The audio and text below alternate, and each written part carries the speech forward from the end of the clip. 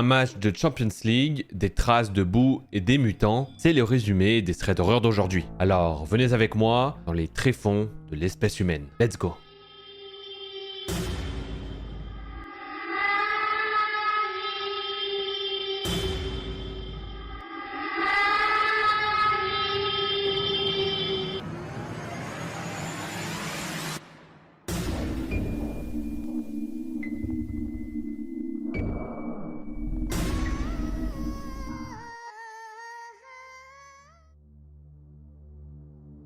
La première histoire, c'est celle d'Antoine, et elle se déroule il y a très peu de temps, le soir de la finale de la Ligue des Champions. Il a regardé le match avec ses amis chez l'un d'eux qui habite à moins de 2 km de chez lui. À la fin du match, chacun est rentré chez soi, ses amis l'ont déposé à une intersection car il habite de l'autre côté. Il se retrouve donc seul. Pour rentrer chez lui, il doit emprunter un passage, une sorte de mini-forêt, afin de gagner du temps. Il fait tout noir car la mairie éteint les lumières à partir de 22h. Bonne action écologique, un peu moins pratique pour se sentir en sécurité et pour éviter de se faire agresser. Mais bon, la planète passe avant quelques petits délits. Ça va. Alors qu'il rentre chez lui, près de la forêt, il ne se sent pas bien, ce qui n'arrive jamais lorsqu'il rentre chez lui. Il pense que ce n'est rien et qu'il ne doit pas s'inquiéter, mais il a tort. Alors qu'il continue à marcher, il entend au loin des bruits de vélo qui viennent vers lui pendant au moins 30 secondes. Puis plus rien. Il n'y prête pas forcément attention, même si c'est vraiment bizarre que ce bruit se soit arrêté si brusquement. Le vélo s'est envolé, c'est E.T. Wouh, E.T, téléphone, maison.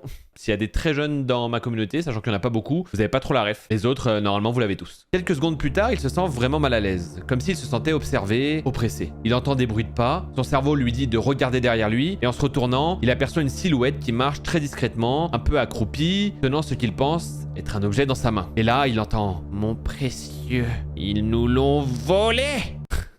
Je vous jure, dans la description d'Antoine, j'ai l'impression de voir Gollum. Plus sérieusement, en voyant cela, il n'hésite pas à se mettre à courir comme il n'a jamais couru. Il entend les pas de l'inconnu accélérer également pendant une dizaine de secondes, puis plus rien. Mais il continue à sprinter, même s'il tombe par terre à 200 mètres de chez lui. Il se relève rapidement et recommence à courir. Ce qui l'effraie, c'est que durant tout ce temps, l'individu n'a pas prononcé un seul mot. Il n'a entendu que les bruits de pas et sa forte respiration. Il respire vraiment fort. Il rentre ensuite chez lui, toujours en courant, sans jamais se retourner. Il arrive sur sa terrasse avec sa mère pour tout lui raconter, mais même en surveillant, ils ne verront jamais l'homme passer devant chez eux. Ce qui est déjà une bonne nouvelle d'avoir réussi à semer Gollum. Parce qu'après, il t'emmène en Mordor et dans une grotte avec une grosse araignée. Pas ouf l'ambiance.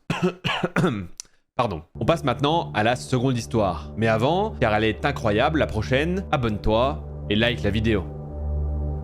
Cette histoire, c'est celle de Marlène. C'est une jeune femme de 19 ans qui a emménagé dans un appartement il y a 6 mois, au 2e étage d'un quartier incroyablement tranquille. Chaque jour, elle rentre chez elle à 17h en moto et la gare sur sa place habituelle. Ce jour-là, un lundi de mai, elle la gare et la laisse tranquillement refroidir avant de rentrer. C'est alors qu'un inconnu vient rapidement à sa rencontre pour complimenter sa moto. Allez, c'est encore un gros beauf, hein. Allez hop, le cliché sur les mecs à moto, c'est ciao. Ils quittent tous mes vidéos, ça y est, let's go, au revoir. Non, je rigole, je les kiffe les gros cylindrés moi aussi. Je parle bien des motos, hein. Après ce compliment, elle lui fait clairement comprendre qu'elle l'apprécie, mais qu'elle veut rentrer chez elle et se précipiter aux toilettes. Elle précise qu'elle ne connaît pas cette personne, qu'elle ne l'a jamais vue auparavant, mais elle commence à trouver ce potentiel voisin inconnu très effrayant. Finalement, il a l'air de comprendre et s'éloigne d'elle et de sa précieuse moto pour retourner vers un portail dans un virage qu'elle ne peut pas voir. Comme on dit, pas de corps, pas de mort. Je dis ça, je dis rien. Elle passe finalement outre cette interaction et rentre simplement chez elle en utilisant son bip qui lui permet d'accéder à la cour de stationnement, aux appartements et d'ouvrir les portails. Elle précise qu'elle a un chiot, un berger créole âgé de 4 mois qui reste toujours dans le salon pendant son absence, porte fermée, et qu'il est aussi très sociable. J'aime trop les chiens. Je vous l'ai déjà dit? Quoi? On s'en branle? Ok. Il est maintenant temps de décrire un peu son appartement. Lorsqu'on entre, il y a un couloir de 5 mètres se trouvant en face, menant d'abord aux toilettes, puis un peu plus loin à la salle de bain, et enfin, en face de la porte d'entrée, se trouve la porte du salon. Elle entre chez elle et referme rapidement la porte derrière elle afin de se précipiter aux toilettes sans même dire bonjour à sa pauvre chienne qu'elle entend s'agiter un peu puis se calmer à nouveau. Bravo, la maltraitance. Waouh. Même pas dire bonjour à son chien.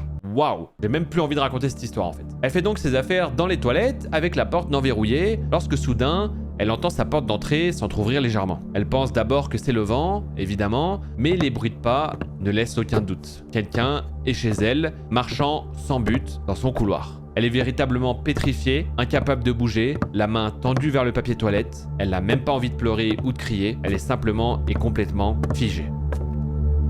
La personne dans son appartement marche, passe devant les toilettes et devient simplement immobile et ne dit rien. Elle peut réellement entendre sa respiration forte et allaitante, comme si elle ou lui avait couru. Sa chienne s'agite et le temps semble se figer. Puis d'un coup, c'est comme si elle était réinitialisée. Sa main termine son mouvement et ses yeux se tournent vers le salon. Sa chienne bien-aimée est en danger et elle doit l'aider. Après tout, elle se dit qu'elle est chez elle et qu'elle doit se défendre, qu'elle n'a pas le choix. Elle attrape le rabat de sa poche et le soulève pour trouver son téléphone. Évidemment, elle l'a laissé avec ses affaires dans l'entrée et elle ne s'est jamais autant maudite. Et à ce moment-là, son chien s'agite de nouveau et la porte du salon s'ouvre.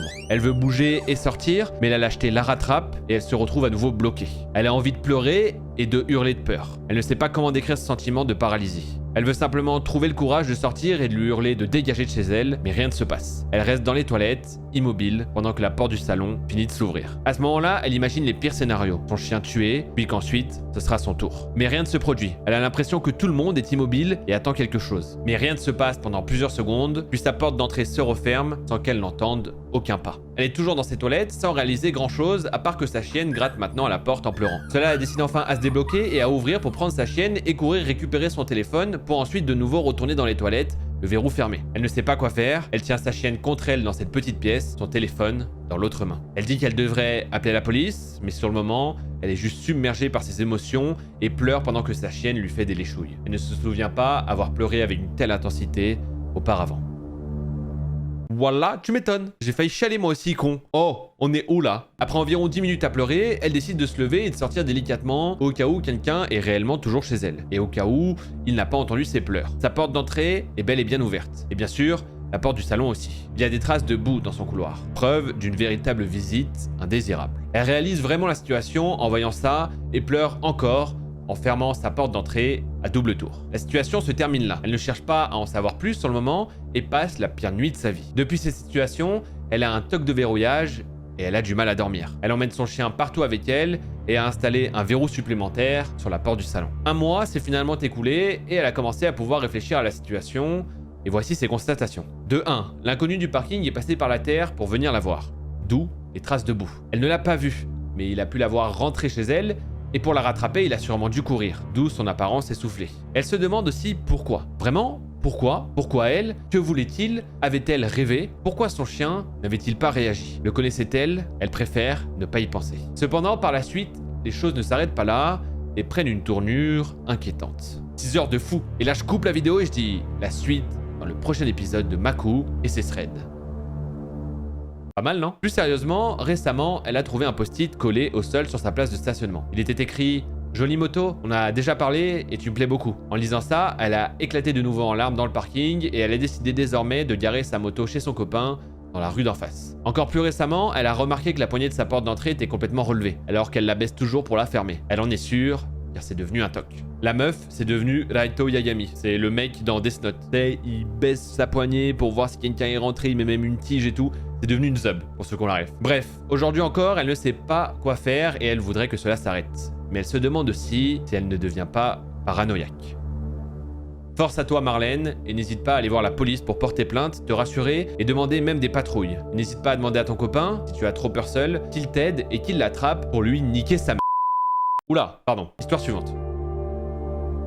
Cette dernière histoire, c'est celle d'Emma, et il lui est arrivé quelque chose de terrifiant récemment, et son histoire se passe en pleine journée, vers 16h15. Ce jour-là, elle raccompagne son ami chez elle, qui n'est pas très fréquent, mais elle le fait quand son père ne pourra venir la chercher que plus tard. Vers 16h15 donc, après avoir raccompagné son ami, elle décide de partir pour pouvoir rejoindre un bus qui la déposera à l'endroit où son père doit la récupérer. Elle monte dans le bus et elle remarque un toxico qui est en train de rouler sa cigarette. Il n'a pas l'air spécialement menaçant et reste calme dans son coin à l'arrière du bus. Je suis pas devin, hein, mais je pense, on va voir si j'ai raison parce que j'en sais rien, comme je dis, je suis pas devin, mais à mon avis, il va être chiant ce mec-là. Je pense, hein. Après, je peux me tromper. Finalement, dès qu'il la voit, il commence à la fixer durant les 5 minutes de trajet qu'elle a à faire. Elle flippe souvent pour rien et est plutôt parano, donc elle essaie de se rassurer, mais elle commence à s'inquiéter un peu. Elle descend finalement du bus, puis elle voit qu'il descend avec elle. Mais ça ne l'inquiète pas du tout, vu que c'est l'arrêt terminus. Elle se dirige donc à l'endroit où son père vient la chercher, et elle remarque qu'il la suit. Ce n'est pas spécialement bizarre, étant donné qu'il y a une station de métro juste devant l'endroit où son père la récupère. Elle croit donc évidemment qu'il va prendre le métro. Ça fait beaucoup là, non? Puis finalement, elle remarque que quand elle tourne pour aller s'asseoir sur un banc, il tourne en même temps qu'elle et s'assoit à côté d'elle sur le banc. Elle trouve ça un peu bizarre car il y avait d'autres bancs libres, sans personne dessus, mais elle ne s'inquiète pas spécialement.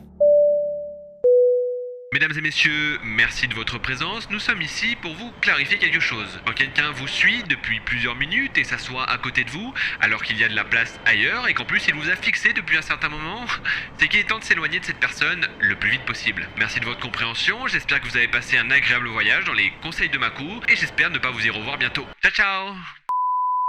Finalement, il commence à lui parler et elle fait semblant de ne rien entendre car elle a ses écouteurs et sa musique, mais elle l'entend quand même un peu. Il commence ensuite à être de plus en plus insistant et il lui dit « Tu es trop belle », en le répétant plusieurs fois. Meilleure technique de drague, non? Mesdames, votre avis sur la question? Plus sérieusement, ça commence vraiment à la faire flipper. Donc elle décide d'envoyer un message à son père pour savoir dans combien de temps il arrive, ce qui est totalement débile selon elle, étant donné qu'il est en voiture et qu'il ne répondra donc pas à ce message. Le mec commence à se rapprocher, encore un peu plus d'elle, et commence à lui toucher les cuisses. Et paf, j'avais raison. Je suis pas devin, je vous disais, mais j'avais raison. Putain, je suis trop fort. C'est pas comme si j'avais déjà lu cette histoire avant.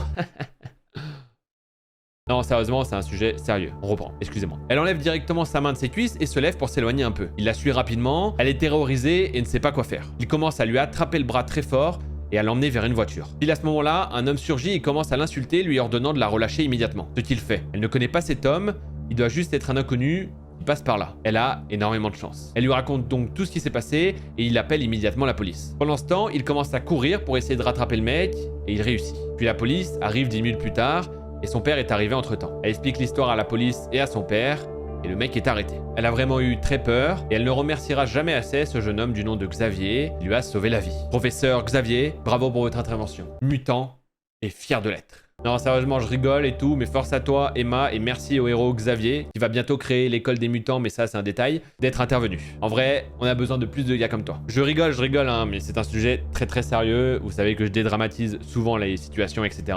Et je prends ça très très au sérieux. Si vous voyez quelqu'un agresser quelqu'un d'autre, n'hésitez pas à essayer d'intervenir, surtout s'il y a du monde, même à vous entourer, à appeler les autres, etc. Et même vous, si vous faites agresser, n'hésitez pas à appeler à l'aide, ça va aider les gens à réagir. Et pour vous qui voulez aider, même si vous vous sentez pas assez fort tout seul, n'hésitez pas à aller chercher du monde autour. On est plus fort ensemble et ça peut éviter des situations vraiment terribles. Et là, je suis 100% sérieux. Ah, et pour faire très court, car sinon l'algo YouTube il va vouloir me faire les fesses, j'ai vu vos messages et conseils sur ma dernière vidéo, je prends note et je vous tiens au jus. Merci la famille. Et si tu veux en voir plus, clique ici pour voir une nouvelle vidéo terrifiante. Et n'oublie pas de t'abonner pour être averti des prochaines. Bisous la famille.